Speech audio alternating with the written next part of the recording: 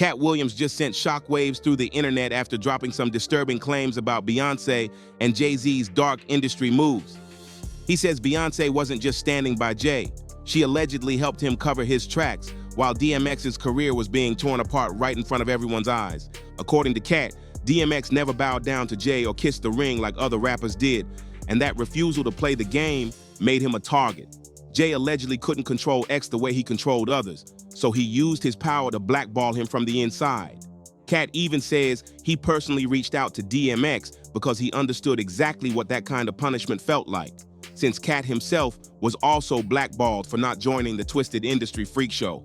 Things started spiraling once Jay-Z secured his position at Def Jam. Katt insists that DMX's downfall wasn't some random collapse, it was a carefully planned sabotage.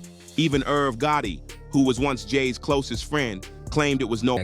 The moment Jay stepped into that executive chair, he allegedly worked overtime to crush DMX's career until there was nothing left, leaving X struggling to cope and turning to substances just to survive. And here's the kicker, Jay and DMX weren't strangers. They knew each other long before fame, but when Jay climbed to the top, jealousy and power plays turned him into DMX's biggest enemy. DMX had the whole rap game in a chokehold at the time. 5 back-to-back #1 albums on the Billboard 200, an achievement that almost nobody in hip-hop had ever pulled off. He was untouchable until Jay-Z stepped into the picture and everything suddenly flipped. X himself even went off during a radio interview, straight up accusing Jay of abusing his power at Def Jam to block his moves and sabotage his career. What happened was, I had the crazy track record at Def Jam, everything was good. You know, I go to do the 6th album. Jay-Z became president. Yeah. When he first got the job, he hit me with the call like, yo, dog, DMX is running the building like, yo, you good? Finish the album, shoot the video. What happened? Let's go on vacation and, you know, we don't know. What you mean you don't know? How do you listen to a whole album, pick a single, shoot a video, then don't know? Okay, I see what's really good. You're trying to eliminate the competition. You know, because at first you retire, then get me off the label, now you're back rapping again. Okay. It's all good. It's all good. And this wasn't just DMX talking out of anger. Jay's own ex-best friend, Irv Gotti, backed up the claims. Irv admitted that Jay was jealous of DMX's shine and even pulled the plug on a joint album that was supposed to feature Jay, Rule, and X, just because Jay couldn't handle the fact that DMX bodied him on every track. That cold energy Jay gave to X from the start set the tone for their rocky relationship going forward. Sure, they may have appeared on a couple of songs together after that, but the streets knew the beef never stopped. Behind the scenes, it was still a silent war until the very end of X's life. X was with it, Ja was with it. Jay wasn't with it. I tried 2 times to make that album happen. X was with it, Ja was with it. Why you think Jay didn't want to be? This is just my opinion. Just my opinion. I don't think Jay wanted to get in that room with X and Ja. It wasn't. One more than the other, or both? No, both. Jay is a very smart person. He's gonna do an album with R. Kelly. R. Kelly worships Jay-Z. Worships him. And Kanye West. Kanye West worships Jay-Z. And Jay Electronica. They all worshipped him. X and Ja don't worship Jay-Z. You're my man, but when that beat comes on, you're not above me getting at you. And that's what I do not feel Jay wanted to deal with. He didn't want to deal with... You know, I'm saying they would come at each other subliminally. So it wasn't a direct hit where they're gonna say your name and things, but they coming at you. So do I want to make a whole album with these coming at me? And if I'm Jay-Z, there's a slight chance that, what is it gonna say? I'm not the nicest. That's right. That's right. It's not worth it. Where's my win? Right. The only thing I'm seeing with this is potential loss. With now people are saying, these is better than you. Irv even dropped another bomb, revealing there was a full collab album with DMX, Jay, and Ja Rule that never saw the light of day, all because Jay couldn't stand being outshined. Some voices in the industry have gone so far as to claim that Jay's jealousy toward DMX allegedly went way deeper than just blocking his career. Whispers say it even pushed him to take X out for good. And the wildest part? Allegedly, Beyonce knows all about it but stays quiet to protect her husband. At the end of the day, that's her man. So many people believe she'd do anything to shield him, no matter what the cost. But the rumors don't stop there. I was like, we gotta sign DMX, and they laughed at me. I remember when I left the office, Tina Davis said, she knew what I wanted to sign DMX. She said, DMX don't sell, your ass is fired. Jay and Dame did not believe in DMX. Jay would be like, you think he's better than me? And I'd be like, he's nice just like you. I said, if you look in the hood, there's less of like you and more like him. Yeah, but he don't want to live that. He's depressing, Gotti. And I said, I don't give a... So Jay used to watch me grind with X, and he was off with the Hitman. And then something strange happened when I made Get At Me, Dog. Beyonce herself has been hit with shocking accusations. Word on the street is she allegedly has some bodies under her name, with Jay helping her cover up the mess. Jaguar Wright was one of the first to blow the lid on this, claiming that Jay-Z and Beyonce were keeping people hostage inside their home and even torturing them. She didn't stop there. She accused the couple of being connected to Aaliyah's tragic death and the mysterious passing of Jay's former pregnant mistress, Kathy White. Now here's where it gets chilling. When people dug into Beyonce's music, some fans became convinced she was confessing through her art. In her song, Daughter, she sang lines that sounded disturbingly close to a crime scene description. Lyrics like, your body laid out on these filthy floors, your bloodstains on my custom couture, bathroom attendant let me right in, she was a big fan. I ripped your dress, you're all black and blue, look what you made me do. Publicly, Dream Hampton spearheaded the Surviving R. Kelly campaign, which fueled the Me Too campaign. And that was all funded by Sean Carter to make sure that Robert Kelly went to jail. Get his lick back. Why is nobody understanding that Dream Hampton was being financed and ran by Sean Carter? They were able to go and get all of these witnesses because he was there with Robert Kelly. How does Jay-Z sit down with Gayle King and she not ask him one question about the intersection between him and Aaliyah and Robert Kelly? This is insane that people keep refusing. How many victims potentially do you think there could be? Thousands.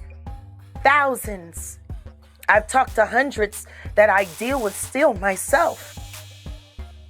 I have 3 victims right now who are willing to give testimony about not only what Mr. Carter has done to them, but his wife as well. They're a nasty little couple. They do nasty things. What do you think happened with Kim Keeping people against their will. Putting people on planes while they're unconscious, just like Aaliyah got on that plane. Unconscious. There's a lot of things that people don't want to talk about. That changes now, Sean. You must respond. You have no choice. Harvey Weinstein, Jeffrey Epstein, Robert Kelly, Sean Combs have one person in common, professionally and privately. Sean Carter. This has been a fist of tyranny that has been punching through our culture and our society for decades. It must stop. At the time of Kathy's death, official reports said she passed from a brain aneurysm. But Jaguar and others insist there's more to it. And they directly point the finger at Jay and Beyonce being behind the tragedy. According to Jaguar, Jay only decided to take Kathy out after Beyonce caught wind of their affair. And if Jay didn't handle it, Beyonce was ready to handle it herself. That's how deep and dangerous things allegedly were behind closed doors. But circling back to DMX, the pressure on Jay got so heavy at one point that he had to publicly address it. He tried to play it cool, claiming that despite the tension between him and X, there was still love between them. Was taken unfairly. She actually died screaming, and the Carters are responsible. But one of them is just a little more responsible than the other.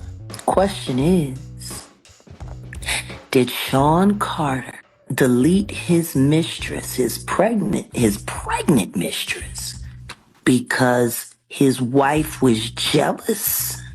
Or could it be possible that maybe his wife's temper is just a little worse than most people think? And maybe he just had to clean it up to protect the brand, see?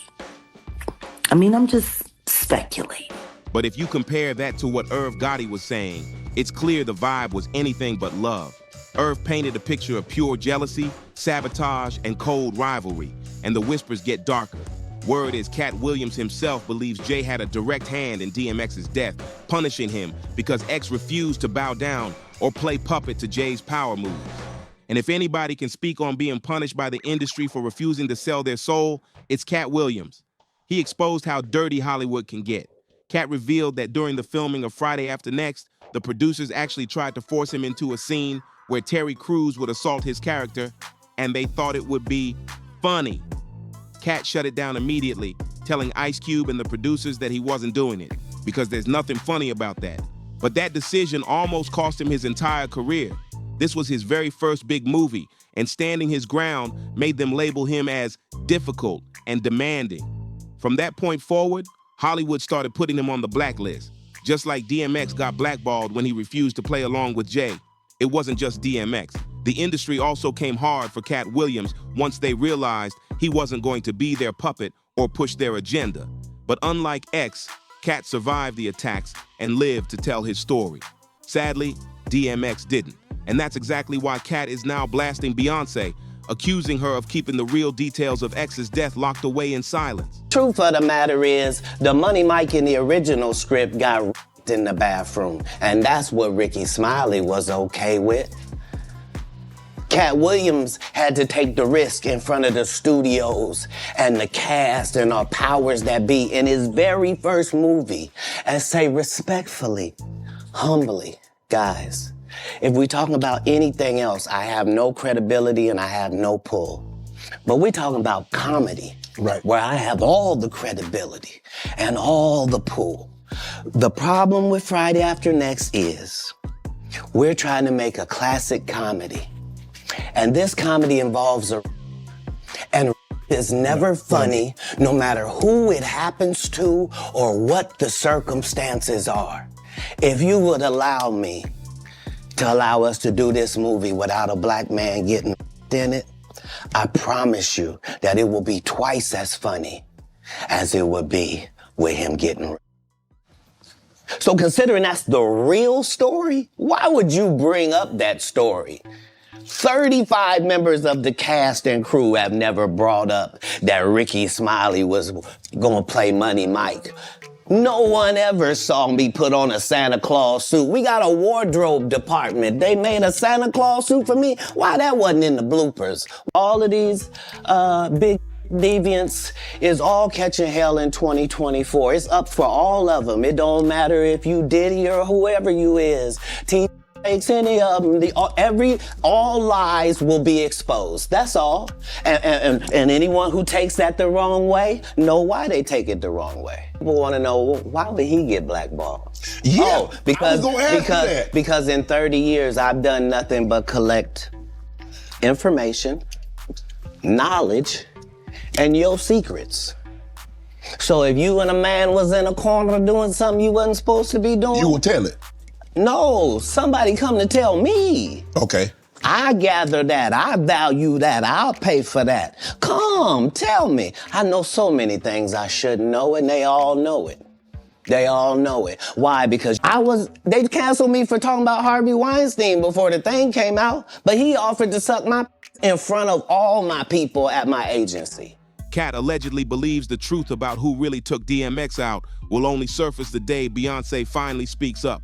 Of course, fans are divided. One person fired back online saying, let's clear this up first. DMX was never scared of Diddy or Jay-Z. He said that plenty of times, especially in that interview where he spoke on the industry. Another added, DMX wasn't just a rapper, he was a poet. One of the realest voices we ever had in hip-hop. Nobody could touch that raw energy X carried. But now the question is on you. Do you believe Beyonce is really hiding key details about DMX's mysterious death? And could Jay-Z have secretly been behind the sabotage all along? This story gets messier every time another piece comes out. Drop your thoughts in the comments, smash that like button, and make sure to subscribe so you don't miss the next video. Share this one with your crew. And trust me, the next tea we spill is going to be even crazier. See you on the next one.